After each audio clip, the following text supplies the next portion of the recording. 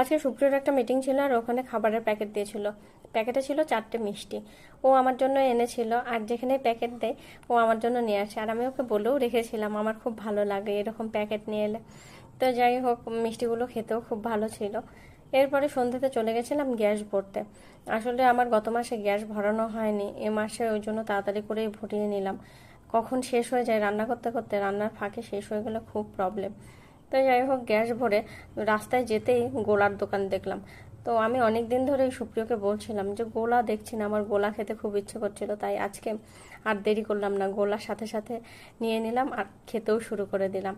তো দুজনে বেশ ভালো করে একটু গোলাটা খেয়ে নিলাম।